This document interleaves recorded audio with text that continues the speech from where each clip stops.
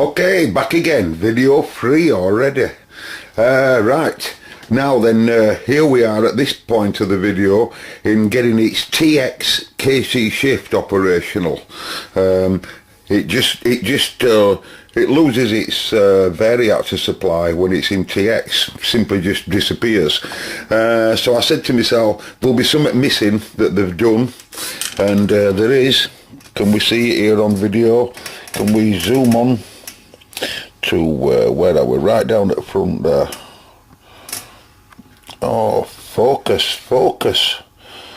Oh, you can't see it, so I just can't get to show you, but basically diode, there's a diode missing, diode 84, which is part of the TX shift control. I think that's VR6, that's the TX shift preset, and basically there's no supply going to it because diode 84 has been stolen. I think it's 84.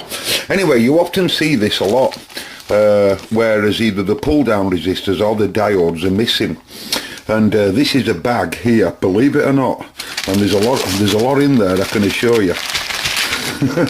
And that's a bag, and all it consists of is diodes that they'd use for pull down for cobras and stalkers and all of that. They're all at 47k, and all the proper diodes that you'd often see down at 4-bit adders here and band. They're all the same, you see. So I like to put original ones in. There's no wrong with them, they've all come from radios that's been converted or something, you know. So away we go on part 3. Right, ladies and gents, that simple diode cured that diode 85 missing, and now when it goes to TX, we've got a KC shift again. We do see some out of resolution, i.e. it is out of resolution frequency wise on its receiver and transmitter. So what I'm going to do now, rather than going through a tune-up procedure just now, what I'm going to do is pull this front off. And you see, with another technical issue here, can you see this black part here? Well, this was seized on. The channel selector wouldn't come off at all, and it basically was just the inner part. That's just like a spring part, and it gives it more meat, you know, so channel selector fits on firm. Anyway, basically it won't come off. It should come off, should that? So I've just ever so slightly moistened it with thin oil, and you know, at top part of it there to allow it to get in, and then I'll have to pull that off, right? I'll have to get that back off again. Then I'm going to strip out front back off the whole metal chassis part, and we'll have to rewire all of this.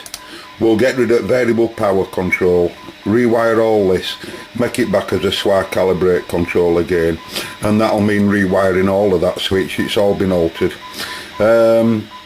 We'll just disconnect its Roger bleed for now, and I'm going to have a word with Gary if he wants this split switch and these extra bands here. These are calling 2 bands up, super low and super high, and they work perfect. But if Gary's prepared to put up with that as it is like that, there's no frayed wires or anything, Gary, it's just a bit unsightly. But if you want me to remove all that, Gary, and put it back to normal, and that, you know, because it is an advantage having them 2 extra bands. Right, so we'll see it with front off. Okay, I like this bit. Okay, got that off now, unscrewed all its clamps, all its nuts and bolts, blah blah blah, and this bit, you know, I always say to myself, how long is it since that's been off? Has it been on all that 30 odd years? Okay, so we can really get to see and easily get to tidy up anything that's an issue, you know. It's dead easy to see. You'll see what I mean regarding that wiring.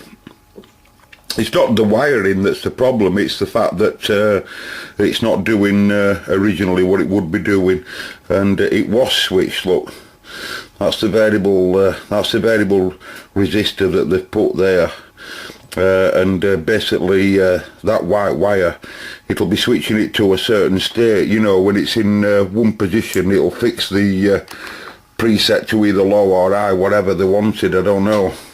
That's Roger Bleep there. Sorry, that's the splits, that. And they're just taking 8-volt common, and when it's switched in one state, it grounds the resistor, and when it's switched in other state, it puts an high through resistor. Just changing its state. That's the two bands there that you see there, the yellow wire and the green wire at the top. The conversion switched on when it's up, so in other words, when it's down, the low, mid and high will just be low, mid and high, and if it's on low and that gets switched up, it'll put it to super low, and if it's on high and that gets switched up, it'll put it on super high. Simple. Anyway, we're just going to rip all that out and have a test at this meter, see what this meter's doing and whether it's alive. I can't see it moving. You know, where normally it'd be quite free. Very common for these bearings to dry up, you know, over time, so, and there's no real repair in that, but the front is in lovely nick. We do have a brand new meter that we're going to end up putting in for Gary here, because I don't have a spare one, so I'm going to give Gary a brand new one, which I'll show in the next clip. But anyway, I ain't going to give him it. Anyway, I'll strip it all off. And I think I better post this video. I'll tell you for why, because I need to ask Gary now what he wants regarding this, because it'll be a good time to take this out, you see, if he wants it out. He might not want it out. You see, the splits, whoever's put them on, it's electrically okay. I'm happy with it electrically. Might just a slight want tidying them wires up, but how it actually works I've no bother with. The bleep switch is just a common bleep switch, the way that they've connected that, just using 2 pins there. They normally have it other way around. They normally have splits on channel 9 and bleep further on, or just switched off. But I need to know, Gary, what you want doing with them, and are you willing to pay for a brand new signal meter? I got it from Truck King. So and this bulb actually might mount up into that, because he's still got his trap there, which will have its original bulb in. Can't pull it out on camera, but I managed it here, and it's possible that just rewiring it might get to go in, although leads might be a bit short, might they? But we might get it to go in, because it's not too hot.